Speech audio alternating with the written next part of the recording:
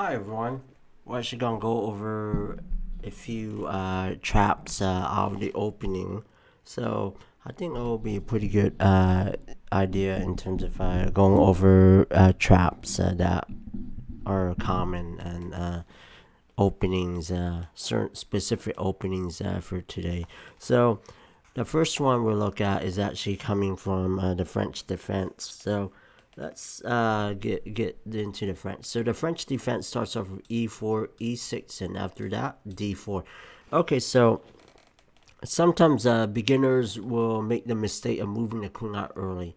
Let's just assume that this is a player who wants to play queen h4, which threatens to win a pawn on e4. Now, as white, you can actually develop the bishop to d3 to protect that pawn on e4. And let's just say black decides they're gonna play h5. H5. Okay. Another violation of opening principle. You never wanna move your pawn, especially on the outside edge like this at all. You want to focus on development, so watch how white plays. Let's just say white plays knight to f3, threatens the queen, and let's just say this happens. Okay, queen g4. Now, how does white take advantage and punish black for moving the queen out too early, and also moving the queen multiple times, and also advancing the pawn on the h file too early? So if you need to, pause the video and actually look over the position carefully and find a way to attack that queen if you can. So find a way to trap that queen. So alright, so hopefully you guys actually paused the video, looked at the position carefully, and found the right plan of playing h3. Okay, attacking the queen. So in this position, black will be very lucky if he can actually save his queen. So let's look at several examples. Okay, variations. So let's say black takes that pawn, which is free. But he does run into rook g1, attacking the queen. And if queen takes on h3, white can actually go to bishop f1, and that queen is now trapped. Okay? Now, if the queen decides to not take that pawn, but go back to g6, okay?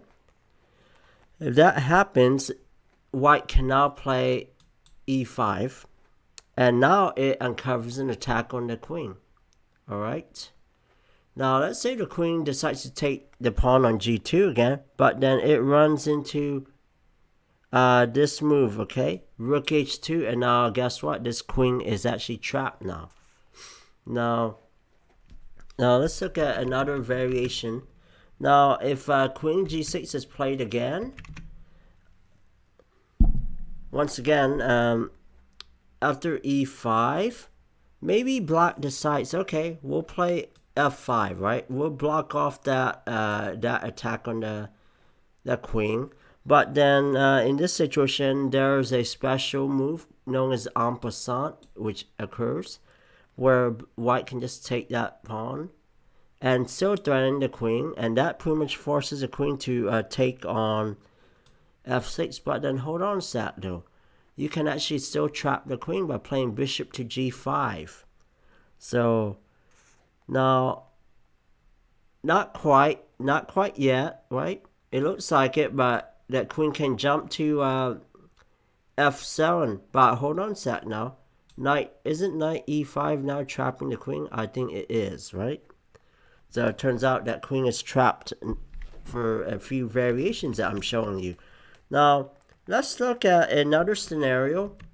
Okay, after this same one, after the queen goes back to g6, after e5, f5,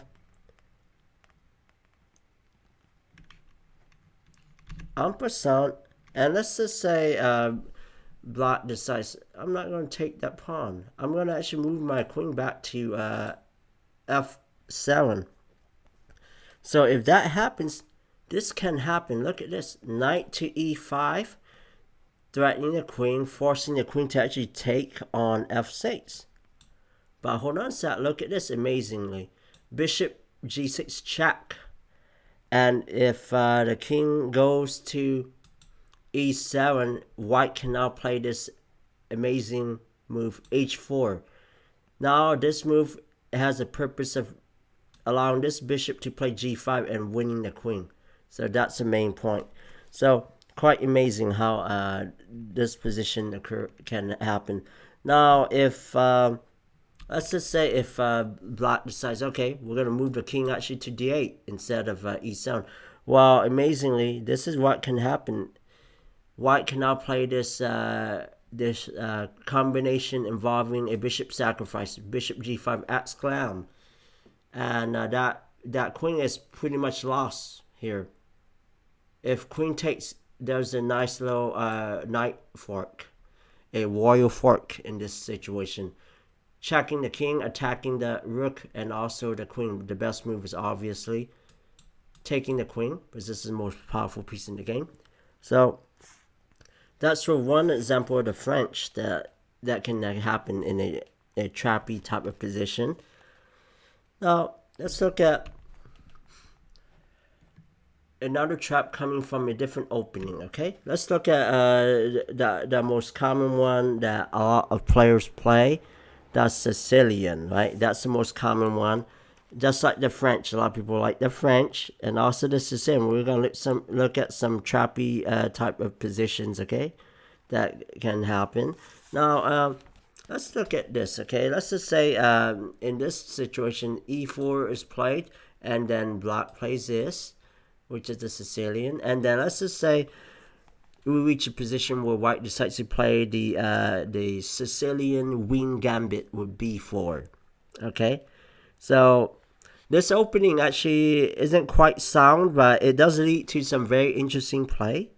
Let's just say black takes, okay, and then white decides to develop the bishop to b2, and then black decides to develop the knight, and then we see d4, and then black plays d5, and after e takes d, queen takes d, and then we see something at c4, for example, and let's just say black decides, okay, I'm going to en passant, and then we'll get this position, okay, knight takes c4, and then let's just say black decides, okay, I'm going to take that pawn there, that pawn's free, right?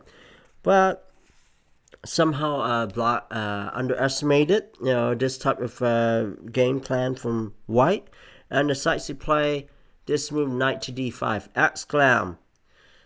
So quite a shocker. Now, how is black gonna really survive this? So he's offering that piece, right? Watch what happens. Okay, if black does take it, do you spot the way where white can win? If you can spot it, then good job. You guys are good tacticians, good at checkmating your opponent. You have good vision.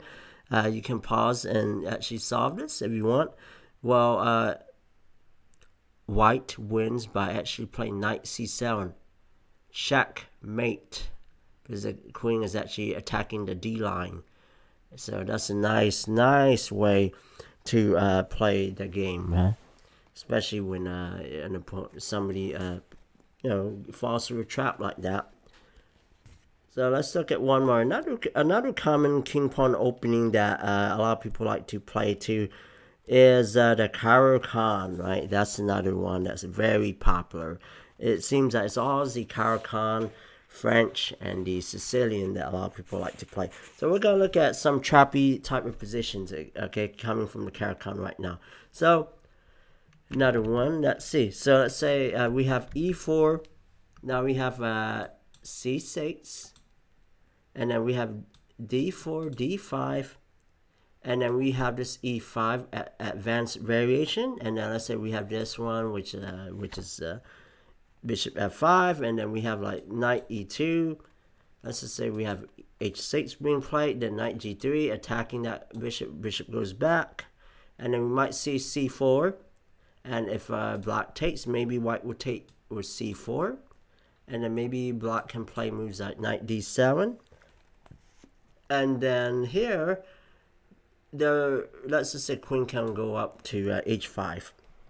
Okay, h5 right here, and then black ends up playing g6, threatening to win the queen. Now the shocker out of this position is this move actually turns out to be a big mistake for black's sake. Now you can pause the video and actually try and spot and search for the best move in this situation, this position. Alright, hopefully you guys actually pause the video to look carefully and try and find out what's the best move. Turns out the best move is actually this exclamation move, e6. I will probably give that double exclamation mark for sure. Now this forces a lot of issue. Now it damages black's position completely. It ruins it. Now if black takes here, game over. As you can see, e takes f7, checkmates the king with a pawn, thanks to that bishop guarding that pawn. So now you see it. Now you see another trappy type of position coming against the Caro Kann, the French defense, and the Sicilian defense. So next time we'll continue on more videos on some trappy type of positions that can crop up. Okay. Alright, thank you very much. You guys like, comment, and subscribe to this channel. You guys have a great day. Take it easy.